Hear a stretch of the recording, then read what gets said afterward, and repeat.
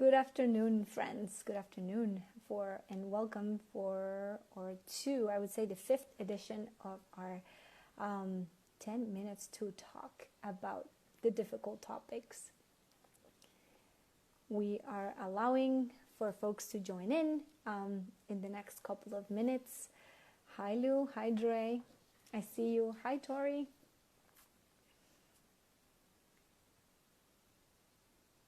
We're always the punctual ones.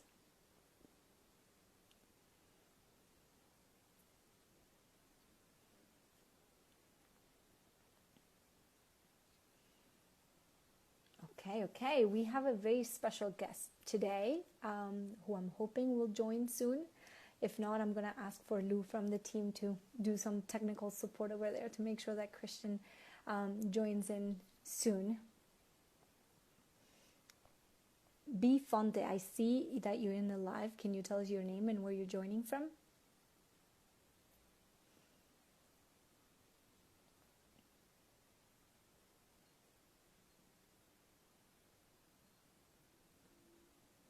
Okay, I hope you get to send the message soon. But let me start with an intro. For those of you who don't know me, my name is Joan Godoy. I'm the Executive Director of Radical Partners, a social impact accelerator that has the honor of steering basically a huge host committee for the 10 Days of Connection. So on a rotating basis, you're seeing the Radical Partners team here every Tuesday until August. So I have the honor today to be here for us to talk about politics. I see that Christian is already in here, so I'm going to continue with that intro. And today is basically the fifth edition of this series in which we're engaging with 10 different hosts of this year's 10 Days of Connection to talk for 10 minutes about the difficult topics and for them to tell us about their own 10 Days of Connection events, what happened this year, to hopefully encourage you to not only follow them and their work, but for you to also step outside of your comfort zones and continue the conversations going in between every May and every 10 Days of Connection. So thank you so much, Barbara, for sharing your name. I see that you're joining all the way from Cutler Bay. So with that said, I'm going to ask Christian to join the live. So bear with us as I figure this out.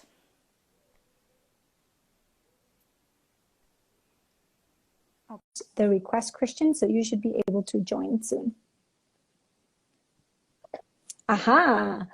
I see you, but I see you upside down, Christian. Would you be so kind to flip the camera around? Perfect. Yes. We have to hold. That's perfect. So, Christian, I will make the caveat that speaking of connection and stepping outside of your comfort zones, that you are joining all the way from Colombia, and I am joining all the way from Guatemala. So we are hoping that the internet Latin American gods and forces are with us today as we engage in this 10 minutes of conversation. So welcome, Christian Perez from Miami Civic Saturdays. Why don't you tell our audience who you are and what is it that Miami Civic Saturdays does? Thank you so much, John. And thank you everyone for joining us. I am just another citizen who thinks that we could make a difference in this world. And one of the reasons why 10 Days of Connection invited me to speak today, and why I hosted a 10 Days of Connection program earlier in the year, is because I wanted to feel more connected to our community, and I didn't want to just say it out loud. I wanted to make it happen. So the way I did it is through a national movement called Civic Saturdays. And that national movement aims to bring people together from all types of political backgrounds, social backgrounds, ethnic backgrounds, and to engage each other in what we call civic dialogue. So we do try to nurture, I believe, in the American system of politics, but we're also very realistic that belief is depending on us and on us being active within it. So that's why I'm here today. Thank you, Kristen. And I want to share that I think both you and I come from backgrounds where we often hear de política no se habla en casa, right? Like you don't talk about politics with family. You don't talk about politics at the table. So I'm curious to hear more about what that connection experience was for you. You say, like, we want to talk about politics in a civic manner. Tell us more about what happened in May, and what was that Civic Saturday like? So thank you, Joan. So the first thing about Civic Saturday is that we it's easy to say let's make it a safe place, let's make it a safe place, but we're really trying to make it a safe place for people who are radically different. So even if your thoughts might seem, you might not feel okay at speaking to them with your parents because they think different, or you are that person that doesn't feel accepted, within a liberal society. Or if you're right in the middle, but you actually want a place to hear different thoughts. So we try to first of all make a program that is really open to everybody, and that you'll be it's almost an emotional adventure where we want to make people feel like we're there to catch them, and that we're going to accept them as people, as citizens, no matter where they stand in the political spectrum, because that's the reality of the world. Or of any democracy. If we respect everyone's beliefs, then we could come together and negotiate on policy. Hmm. I think that ending is very interesting, and let's dig a little bit more on that. So you created this safe space, you call it, right? So I want to know two things, Christian. Like one, what did that look like, for people to start understanding what that safe space looks like? And secondly, why did you want to do that, right? Like what were you expecting for the participants to get out of that Civic Saturday? That's a very good question. I'll start by saying how do we shape an environment that's actually feels safe. So we don't make it about politics entirely. So it's based in ritual. So Civic Saturday lends a lot of its nuance from religious meetings. So we want to include songs, we want to include artistry, we want to include poetry, and we want people to feel like they're in a little bit of a celebration of democracy. But it doesn't have to be democracy. It's a little bit of a social celebration because we all know we want to be heard, we want to come together. And that brings me to answering your second question. Kind of like what made it happen for me, what pushed me to actually do it, is that throughout the pandemic, like I think everyone in the world probably, I felt isolated, and I felt isolated from my community, and I wanted a place where I could feel safe talking politics, because I think we haven't been in a place like that for a while. And I think that was my biggest motivator. I was seeking a place for myself, but I knew that a lot more people had that need as well. And I know that you started this, but basically, based on what we saw that day, more people are part of your crew already, right? So we saw politicians, we saw musicians. Tell us about who's behind Miami Civic Saturdays. Great. So I must first speak about kind of like nationally and fellowship wise through my training. So nationally, we're supported by Eric Liu. And so this is one of he has a few civic engagement projects. He also has one called like the celebration of voting. So that one we should also bring to Miami, because it aims at making voting like a carnival, a festival.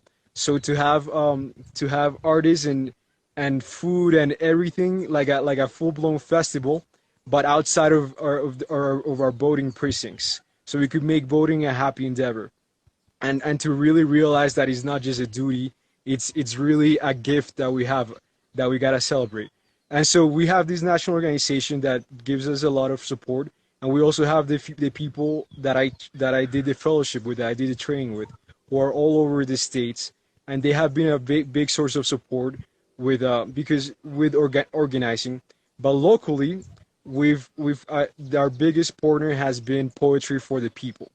And Poetry for the People is, the full name is Voices Poetry for the People, which is an organization that aims aims to actually advocate through the arts. So it's not just an art. It's a poetry collective. It's an organizing is an organizing is a community organizing arm that really aims to make a change through the arts. And so I thought that was a perfect partner for our event, our first event, and our ongoing events. We also want to bring in people with different artistic mediums of art. So we want to bring more song, more music, and we also want to make it. Even though I'm the organizer, what I my and I was a big part of the first event. I really want to make it kind of like a platform for other organizers like you make 10 Days of Connection, so they could come speak and tell us about what's going on in Miami and how it could make a difference. That's wonderful. The more the merrier, not necessarily the faster, but definitely the more impactful it is, Christian. So speaking of which, where can people learn more about you, about Miami Civic Saturdays? Tell us more about where to go and what's coming. Absolutely. The best source is our Eventbrite, and we also have a website, MiamiCivicSaturdays.com. Mm-hmm. So if you follow us on our website and you can find our Eventbrite through the website, then you'll be notified of our next event. We're planning an event for September, but one of the things that I'm trying to make to be different than the other Civic Saturdays around the country is that I want to make it so that we could actually have a Civic Saturday every single Saturday. Wow. So people could have that expectation. You go to the grocery store and it's gonna be open. So people could have their expectation of like, okay, on Saturday, it's not just an event that happens once a month, but every Saturday when I get the chance, I could join this wonderful conversation. Wow. Okay. So you heard it, MiamiCivicSaturday.com. And the word civic can mean so many different things, right, Christian? So I love that by people going there and therefore going to your Eventbrite, they'll have an opportunity of things they can attend, things they can participate in, but that eventually all Saturdays will be Civic Saturdays, whether that looks like you volunteering on a cleanup, you engaging in a very thoughtful debate, you going out to vote, etc. So thank you for that, Christian, and we're going to be watching what's next for Civic Saturdays. But before I let you go, if you would want to leave one thing, one takeaway to the people who are watching now and the people who will be watching this live, what would that takeaway be based on that experience that you hosted back in May? My takeaway would be to not be afraid of your beliefs, and that you get a lot more from coming to the table than from staying off the table. And it's just about seeking those groups that promote and enrich you and accept you. And that's what we're trying to bring. Wonderful. We will make that a quote. I can guarantee you that. So thank you so much, Christian, for joining today and joining all the way from your country, Colombia. It's been a pleasure as usual. And then for the folks watching, we will be here again next Tuesday at 3 p.m. Eastern Time for the 6th conversation about 10 of the topics that we should talk about more so that we can ideally fight hate, fight discrimination, and just foster a community that's full of empathy and engagement. Civic weeks, I must say, Christian. So thank you again. Thank you so much. I appreciate your opportunity, your platform, and I look forward to future partnership events as well. 10 Days of Connections and Radical Partners was a great partner for our first event. Thank you so much, Christian. We'll definitely be in touch. Thank you. Bye-bye. Bye.